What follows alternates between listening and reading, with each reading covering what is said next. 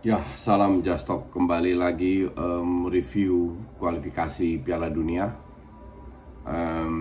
Portugal menang 3-1 tanpa Bruno Fernandes. Kemarin waktu kemarin seri ya, dan akhirnya menang. Tapi ketinggalan dulu lawan Luxembourg loh. Di kanan ketinggalan dulu 1-0, akhirnya Diogo Jota 1-1 dan diselesaikan sama Ronaldo 2 kali. Ball possession 57-43, enggak bagus-bagus amat, tapi 20 shot banding 6. Tapi ya ini apa namanya, Portugal harus menang karena sebelumnya Serbia udah menang. Jadi dua grup itu feeling gue sih ya hampir dua itu yang lolos, karena grupnya sisanya jelek, cuma 5 negara. Jadi Portugal, Serbia, lihat siapa yang jadi juara grup antara dua itu. Belgia menang 8-0, dan ini kalau gue bilang skor yang luar biasa karena lawannya Belarus. Belarus ini kalau dikalahkan ya paling 3-4-0, nggak 8-0. 8-0 itu untuk gue bilang luar biasa. 21 shots dibanding 4, cetak 8 gol, efektivitas cukup tinggi. Chances created 24 dibanding 1. Line up-nya juga banyak pemain yang nggak banyak pemain cadangan lah, kayak Hans van Aken main di mana tuh man of the match, malah cetak 1 assist 1 gol. Jeremy Doku, Batshuayi bahkan main. Terus yang masuk Bokaya, Benteke, Dendonker, Tielemans sama Adnan Januzaj. Nggak ada Kevin De Bruyne, nggak ada Lukaku, nggak ada Dries Mertens. Bisa menang 8-0, untuk gue bilang ya itu luar biasa.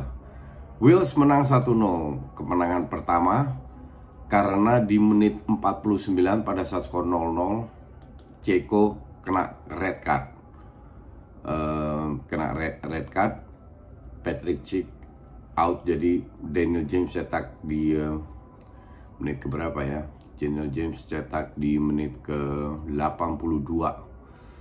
Dan bahkan menit 77 Wales juga dapat kartu merah. Tapi yang aneh, pada saat mereka bermain dengan 10 orang itu Ceko tetap menguasai ball possession loh.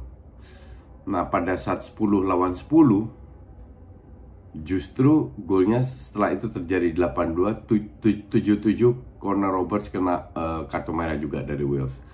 Assist dari Gareth Bale. 1-0, kemenangan yang sangat penting. At least masih ada harapan lah. Walaupun feeling gue sih Ceko yang lolos ya. Ceko dan Belgia rank 1 lah. Habis itu Ceko, bukan Wales. Kroasia 3-0 Malta, layak. Slovakia menang lawan Rusia. Kekalahan pertama Rusia.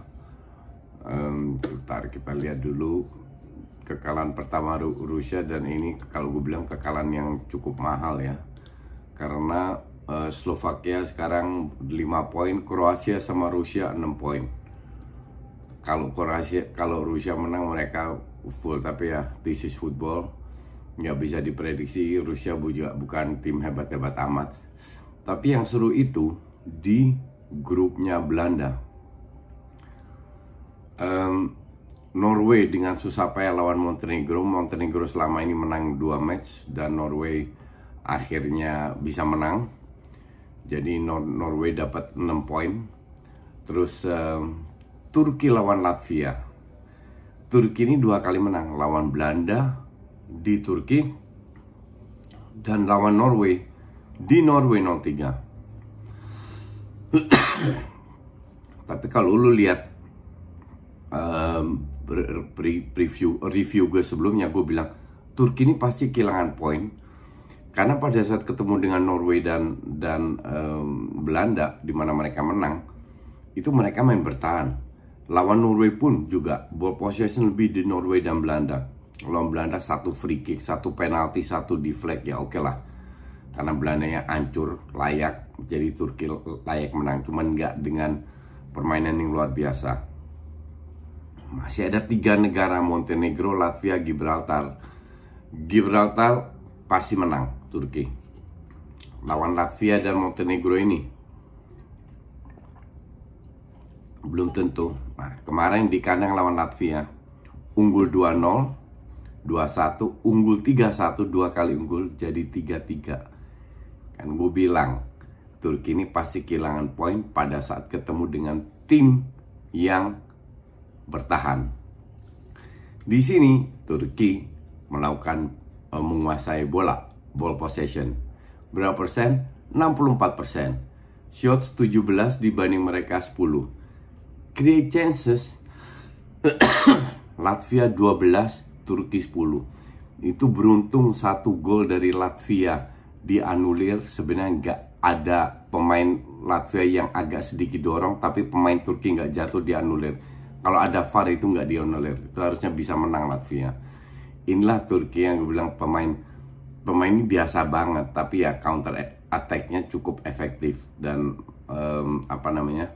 di sini mereka akan kehilangan poin. Galak Latvia nanti ketemu Montenegro belum tentu menang juga. Oke. Akhirnya kehilangan poin. Dan tahu siapa center back-nya? Ozan Kabak dan Soyuncu, yang mainnya menurut gue ancur-ancuran. Di sini Ozan Kabak dapat nilai 6, Soyuncu dapat 6,8. Ya. Dan habis itu Belanda menang 7-0. Ya, dari sisi skor layak menang, bahkan bisa 10. Karena di babak pertama itu hancur-hancuran mainnya.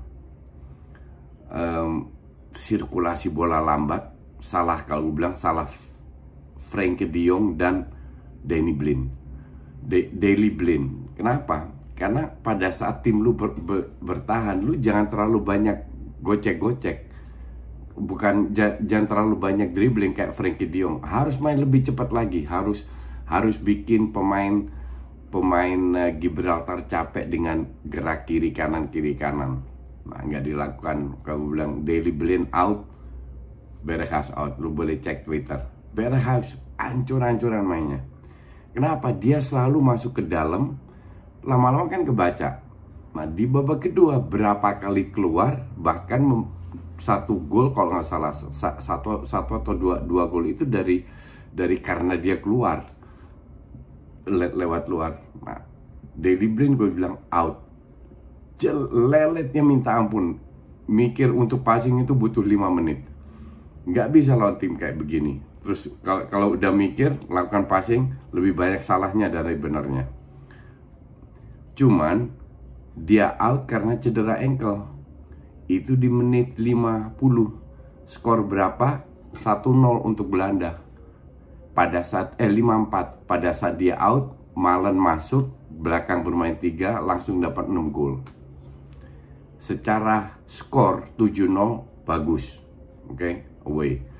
Kumpulin gol. Tapi secara permainan nggak bisa lawan tim kayak begini. Harusnya lebih konsisten. Walaupun di babak pertama kiper Gibraltar menahan 3 shots yang penting, yang akurat ya. But anyway, harusnya di babak pertama itu minimal 3-0 lah bisa. Tapi ya cuman 1-0 diselesaikan di babak kedua. Dan gue rasa dari semua permainannya ya so-so. Berghuis main jauh lebih bagus. Luuk de Jong nggak begitu kelihatan. Dumfries yang di match lawan Latvia bagus kemarin nggak kelihatan, diganti Gravenberch. De Ligt main cukup bagus. Tim Krul nyaris nggak ada serangan dari mereka. Terus siapa lagi? Wijnaldum, De Jong babak pertama nggak bagus, babak kedua lebih bagus. Karena babak pertama Wijnaldum terlalu statis, hanya berdiri di tengah, passing nggak. Dia harus lebih bergerak, pergantian posisi, dan itu kurang dilakukan di babak pertama. Tapi ya dengan Turki skor 3-3 dan Belanda menang 7-0. Di samping itu U21-nya Belanda juga lolos ke perempat final di Piala Eropa yang diadakan akhir bulan Mei. Karena ini juga aneh. Jadi grup stage itu diadakan sekarang. Yang lolos di grup itu Rumania, Hungaria nggak lolos. Belanda dan Jerman. Belanda juara grup, Jerman rank 2 karena seri lawan Rumania U21-nya. Dan mereka masuk perempat final, menang 5-1 kalau nggak salah, atau 6-1, lupa deh. Nggak penting, pokoknya intinya menang gede lah. Itulah ya, kalau dari skor membuat Belanda menang 2 kali bagus. Cuman ya permainannya untuk gue sih gue nggak impress, karena apa yang diinginkan De Boer tidak terjadi, terutama di babak pertama.